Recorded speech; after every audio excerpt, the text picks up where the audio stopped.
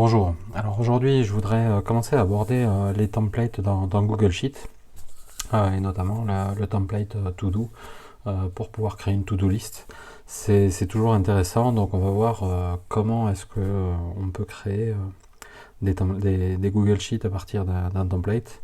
Il y a trois méthodes pour le faire et je vais essayer de vous montrer ces trois méthodes voilà, petit à petit. Donc, comment est-ce qu'on crée des templates? C'est un peu ça sera la première partie de notre vidéo.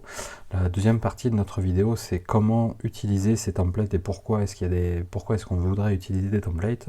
Et ensuite, comment fonctionne le template To Do, qui est un simple To Do. Il n'y a rien d'extraordinaire dedans.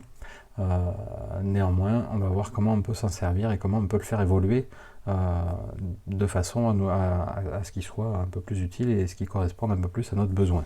Alors donc, comment créer un nouveau sheet à partir d'un template? Il y a trois méthodes.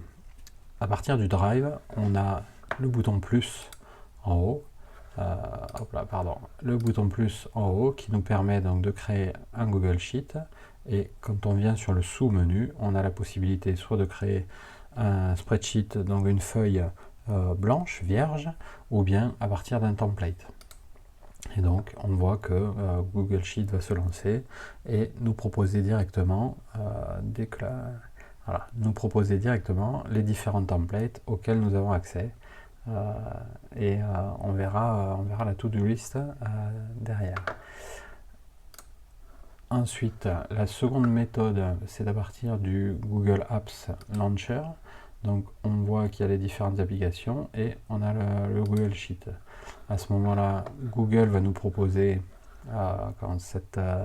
c'est l'historique, donc les récents, mais également la possibilité de créer une feuille vierge ou de naviguer dans la librairie, la galerie de templates, et là vous pouvez tout simplement choisir votre fichier.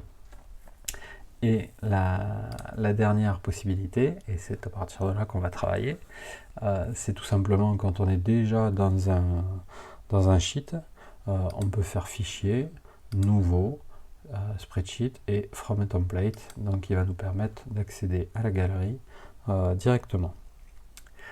Alors, le temps que ça charge, voilà, et on va prendre la to-do list, comme ça on va se préparer pour tout à l'heure.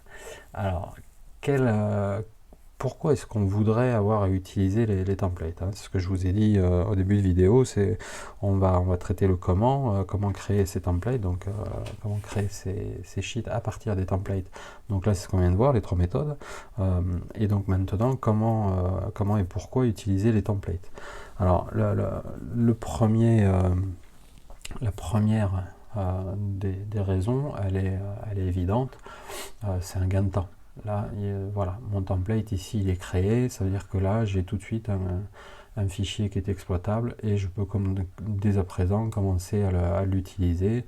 Donc en vidant, je sélectionne tout, je vide les cellules, je réinitialise cette case à cocher et là, je peux l'utiliser. Donc, au passage, on voit que la case à cocher, c'est en fait un champ qui vaut faux quand il est désactivé, et je peux l'activer grâce à la barre d'espace, et donc il va prendre la valeur vraie. Ce qui veut dire que voilà, c'est un habillage, mais c'est bon à retenir, et on verra un peu plus tard comment s'en servir. Donc, la première des raisons, qui est évidente, c'est le gain de temps. La seconde raison, c'est que ça nous permet d'apprendre. Là, c'est ce que je viens de vous montrer. Grâce à ça, on peut apprendre l'utilisation de Google Sheet en décortiquant un peu les différentes fonctionnalités qui sont dans les templates.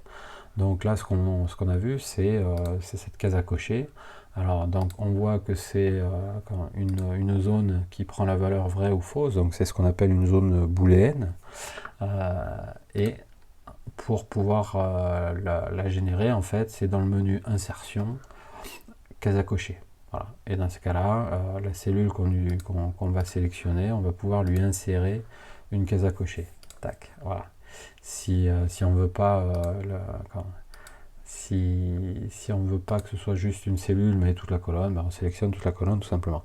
Donc voilà, donc la deuxième raison qui est pour moi aussi une raison importante, c'est que ça va nous permettre d'apprendre les utilisations et de voir comment l'éditeur lui-même a pensé et utilise ces différentes formules et ces différentes imbrications. Voilà, ça c'est un point intéressant. Là c'est pareil, on voit que le sigle c'est une police qui s'appelle Roboto qui nous permet de faire ce sigle là. Donc c'est voilà, c'est des petites choses qu'il faut aller remarquer quand on utilise les templates.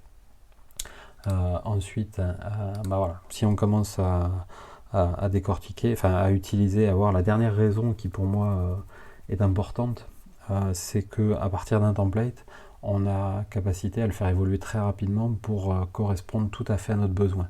Bien souvent, moi je travaille sur différents projets, et dans ces projets, ce qui se passe, c'est qu'on a des to-do list où moi je veux essayer de centraliser pour éviter d'avoir des to-do list dans tous les sens. Donc une des choses que j'aurais tendance à faire très rapidement, c'est d'insérer tout de suite une colonne, de dire que là ça va être mathématique, euh, qui va me permettre, ou mon projet, ou mon importe, qui va me permettre de gérer ici une même information. Au passage, on voit que comme j'ai inséré la colonne, elle a récupéré le formatage de la colonne précédente, et du coup, j'ai automatiquement mon liste, ma drop-down list. À l'inverse, donc là c'est un petit truc que je vous donne comme ça, c'est gratuit, c'est cadeau.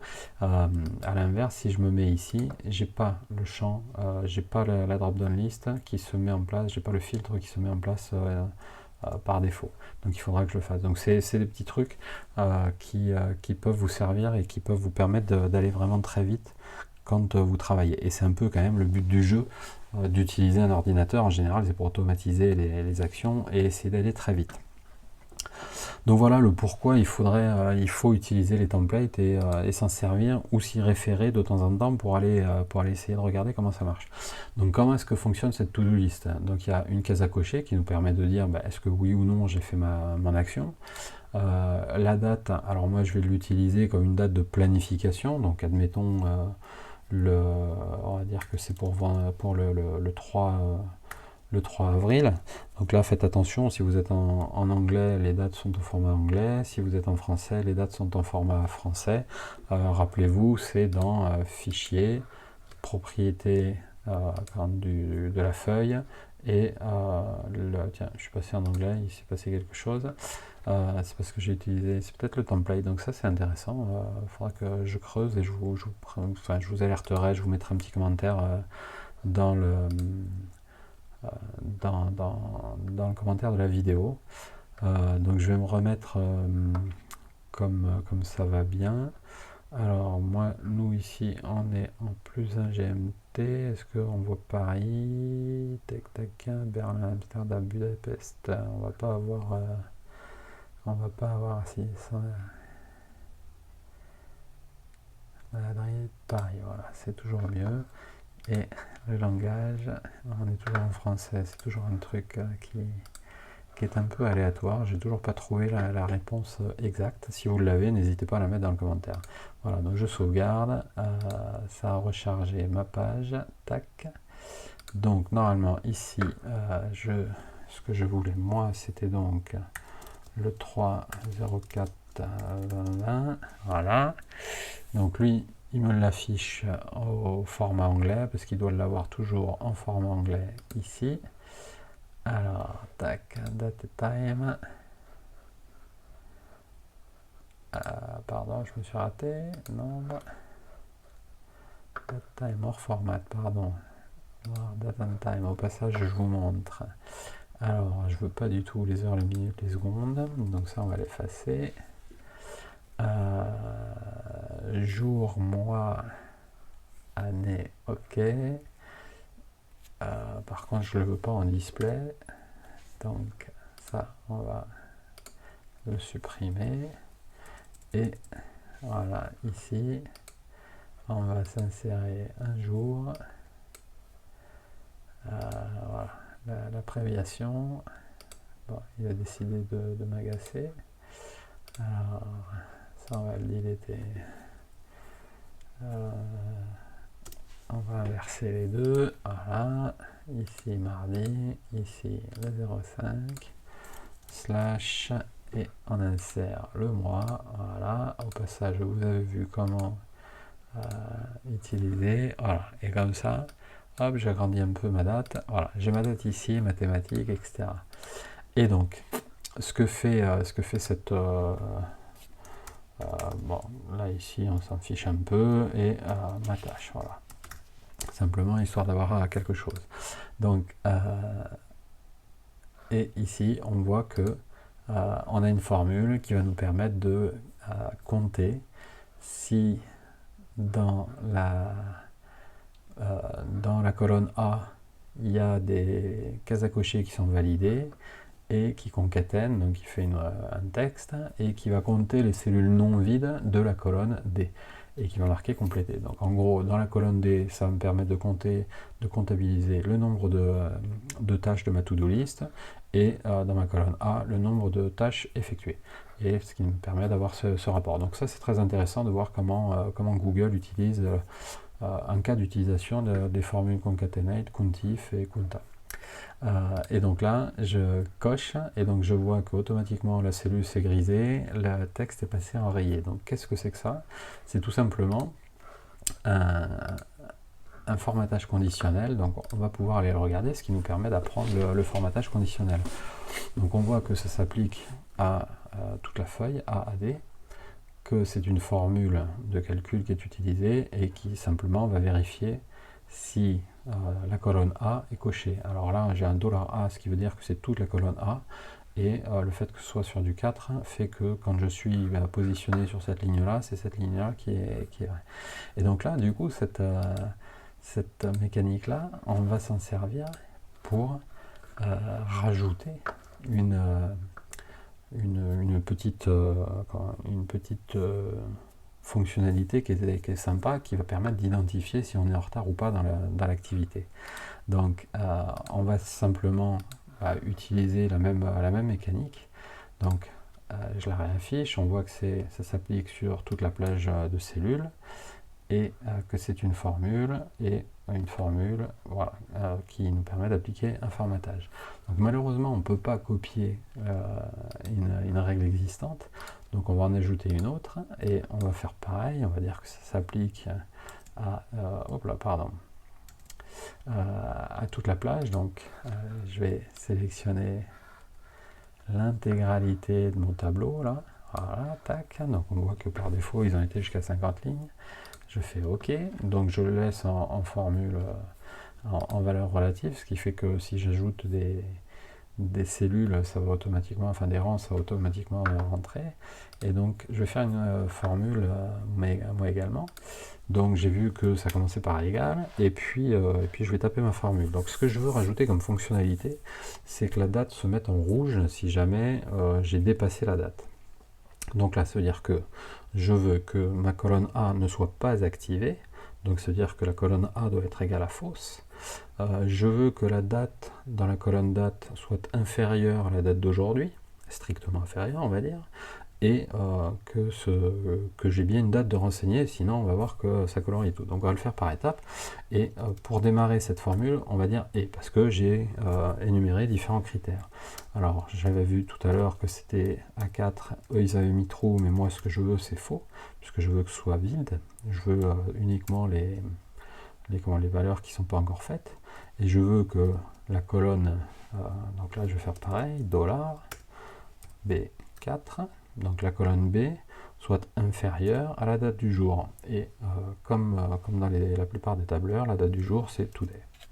Tout simplement, tac, voilà. Donc là, si je fais ça, là il me colorie tout en vert, et donc je vais plutôt lui dire, moi ce que je veux c'est du rouge, donc là je vois qu'il m'affiche tout en rouge. Bon, ça ne m'intéresse pas forcément, donc puisque je voulais que la colonne date, donc je vais lui mettre B4 et B50, voilà, tac, et donc là je suis que sur la colonne B. Par contre, j'ai toute la colonne, y compris là où j'ai pas d'informations, donc je vais rajouter un autre critère qui va être que je veux que ce soit non vide. Et pour dire que ce soit non vide, je vais lui dire que c'est pas, non, et vide c'est isBlank. Et là, c'est tout simplement ma cellule $B4, puisque je suis positionné sur ma cellule B4. Voilà. Et donc là, tout s'est vidé. Je vais laisser en rouge, là, on verra bien comme ça. Voilà. Et donc là, j'ai rien qui se met là. Par contre, si je lui dis que ça, c'était pas pour le vendredi prochain, mais si c'était pour le 15 janvier, hop, là, il se met en rouge. À l'inverse, si je lui dis que c'est fait, c'est fait. Il passe par-dessus ma formule. Ok. Donc voilà, là, ce qu'on voit, c'est que du coup, ma formule, mon format conditionnel ne s'applique qu'à la colonne B et pas aux autres colonnes. Donc on pourrait inventer d'autres points. Donc voilà, donc c'était ce que je voulais vous montrer aujourd'hui, une façon un peu rapide en quelques minutes d'améliorer le template to do. Et donc pour résumer, c'est l'intérêt des templates, c'est de vous faire gagner du temps et de l'expérience, hein, puisqu'on apprend énormément en regardant les templates. Et donc aujourd'hui, on a vu comment améliorer ce template grâce au format conditionnel. Le format conditionnel, il y a énormément de choses à faire, donc je ferai peut-être une ou deux vidéos dessus, puisque ça peut être très complexe. Voilà, donc suivez un peu ça. On a également vu comment travailler un peu avec des dates, avec des opérateurs logiques, donc différentes petites choses qui finalement, mis bout à bout, font quelque chose de plutôt sympa, quoi. Voilà un peu ce que je voulais vous présenter dans cette vidéo. Si vous avez des questions, n'hésitez pas à les mettre dans vos commentaires. Si vous avez d'autres idées d'amélioration à faire partager à tout le monde, n'hésitez pas à les mettre également dans les commentaires. Si vous voyez qu'il y a des méthodes un peu plus rapides ou plus efficaces que celles que je montre, faites-vous plaisir, quoi. Mettez les commentaires, ça me fera énormément plaisir, ça permettra de partager un peu avec tout le monde. Donc n'hésitez surtout pas. Et puis si vous voulez indiquer quels sont les templates que vous utilisez, je me ferai un plaisir de les regarder et de les présenter éventuellement dans une vidéo.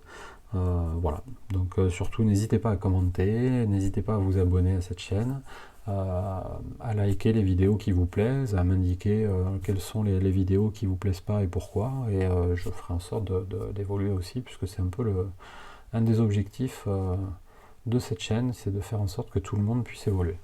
Voilà, je vous dis à très bientôt. Ciao, ciao.